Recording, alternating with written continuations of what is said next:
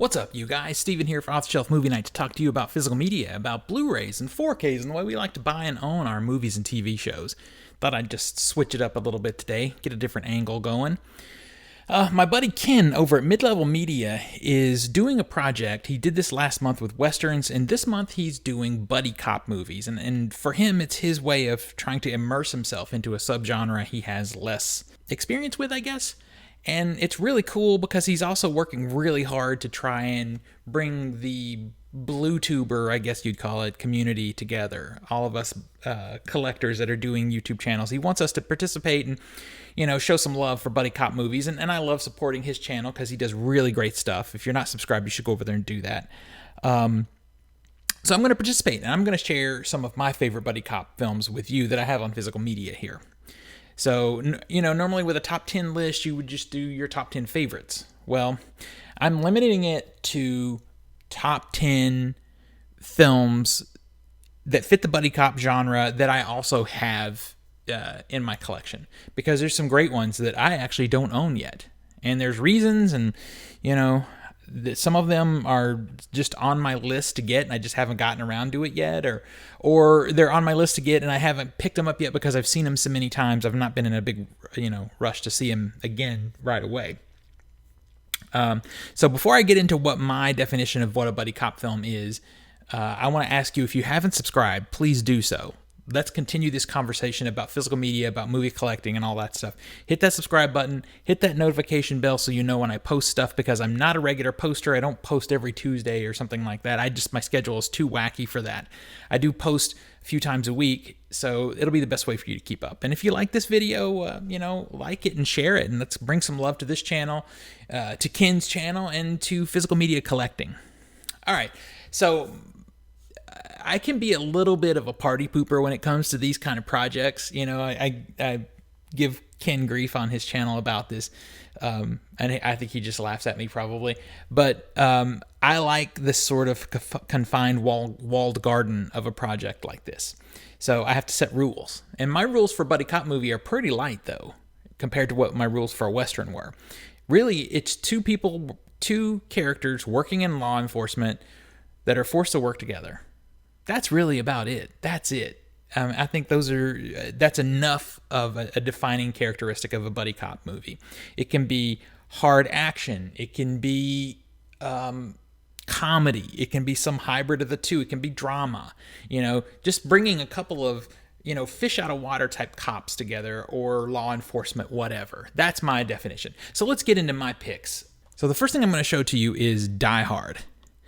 Some of these choices are going to be pretty obvious, and that's fine because they're just great films, And Die Hard is great because the relationship between John McClane and Sergeant Powell is not only integral to the movie, but also it offers that a little bit of comedy relief in this movie. This is a pretty funny movie anyway. Die Hard is a comedy action film, but the relationship between these two characters is classic. Highly recommended. So next up, we're going to talk about a spoof of the genre, actually. I mean, why not? I've got this box set here, but the one we're talking about is Hot Fuzz. So we all know that the Simon Pegg, Nick Frost combo is phenomenal in whatever they choose to do, and they're actually in these movies together, all three of these. But Hot Fuzz is so great because it's got heart, it's action-packed and entertaining, and it's also a very hardcore spoof of Michael Bay films, which we're going to get to in just a minute. But if you haven't seen Hot Fuzz for some reason, what are you doing? What are you doing with yourself? Get yourself some Hot Fuzz. So speaking of Michael Bay, I told you we were going to get to it in just a second. I'm going to recommend two films for you right now, and that is Bad Boys 1 and 2. I mean, this is like one of the gold standards of buddy cop movie. It's beautifully shot. I mean, even when Michael Bay does garbage movies, which he mostly does, they look beautiful. So his trademark way of getting fun popcorn movies was to sort of craft a basic storyline, plan some beautiful action, sequences, and get two charismatic leads to carry the movie, and that worked for both of these films. A lot of people don't, a lot of people kind of crap on Bad Boys 2, but I really enjoy this film. Martin Lawrence and Will Smith are really great together. They've got that sort of Riggs and Murtaugh thing going on, except, Martin Lawrence, or Will Smith's version of Riggs isn't crazy. He's just stuck on himself and super slick, but they've got this sort of dynamic. I think Martin Lawrence's character really is what would happen if Murtaugh, and we're talking about from Lethal Weapon, had a mental crack break. Those movies, the Lethal Weapon films, are really, if these aren't the gold standard, Richard Donner's Lethal Weapon 1 and 2 really are. I don't have them in my collection, so that's why they're not there. But both of these movies go on the list. Very fun movies to watch. And while we're at it, we're going to do Bad Boys for Life also. Bad Boys for Life, I think someone, it might have even been Ken over at Midlevel, said he thought that this one is better than the second one. I don't think so. I think it's really, really good. This one is really good. I expected it to be terrible. I saw it in theater. It was one of the last films. It wasn't the last film, but one of the last films I saw before pandemic started. And it's really good, but I feel like it wants to be. Like, I'm watching the film, and the two directors that did this film did a great job, but at the same time, it also feels like, it just wants to be a Michael Bay film. It just wants it so bad.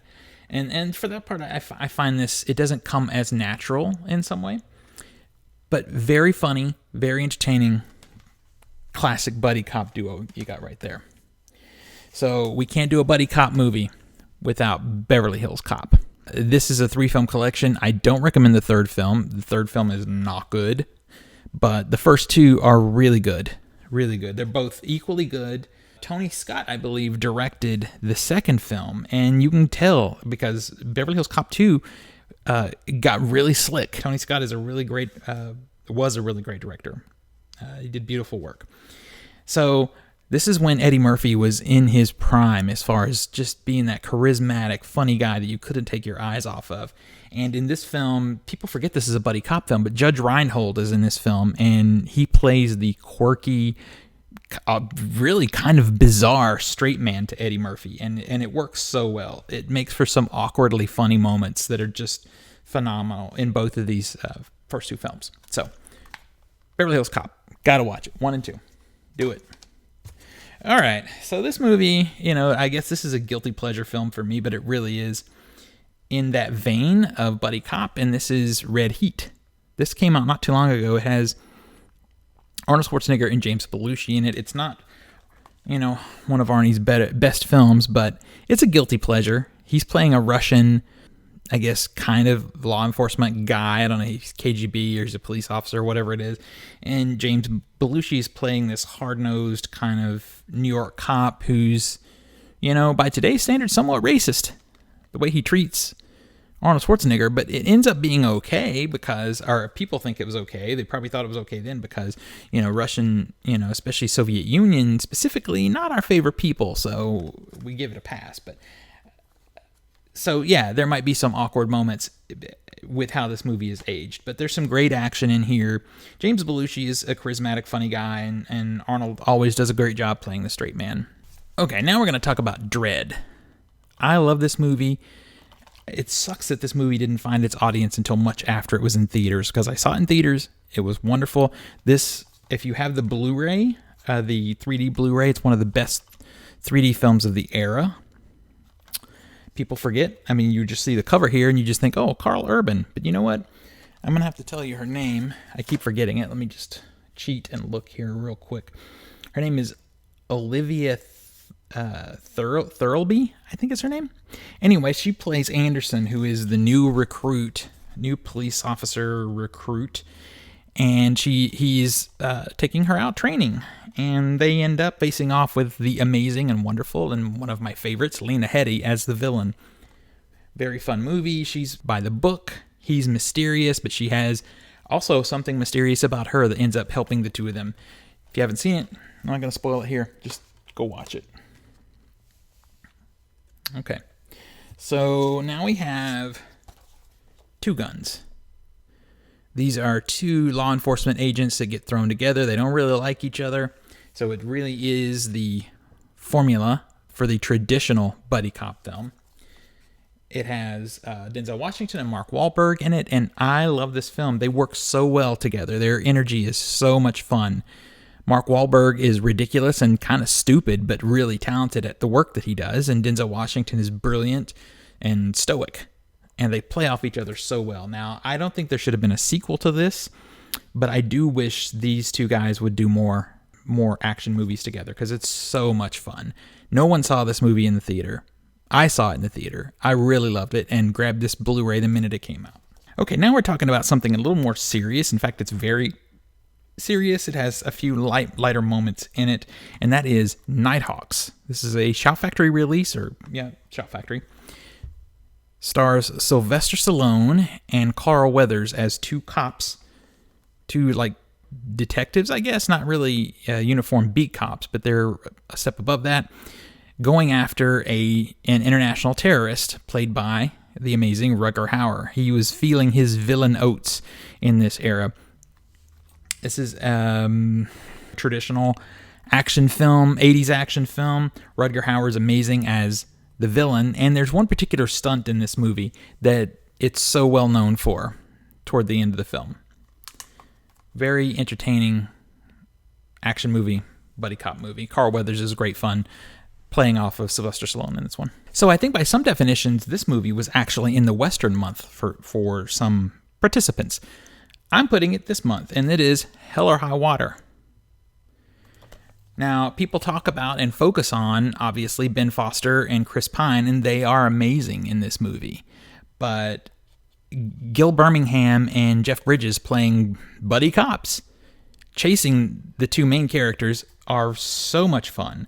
They all but hate each other, but love each other at the same time. There's a lot of racist kind of stuff going on, but there's reasons that it's there, and it's not gratuitous, and it's not shown as a positive. It's a negative on Jeff Bridges' character. He's in the gray area, put it that way. He's a good guy. He does the right thing, but he's not necessarily a good person. So their relationship is very entertaining to watch and has huge impact on the movie.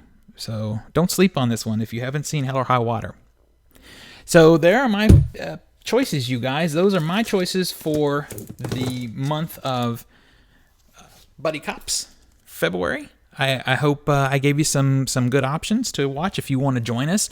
Remember to like and subscribe, and go over to Midlevel Media and like and subscribe him as well. Till next we meet, pull something cool off the shelf, share it with friends and family, and remind them why physical media is the best way to watch films and TV. I'll see you guys on the next one.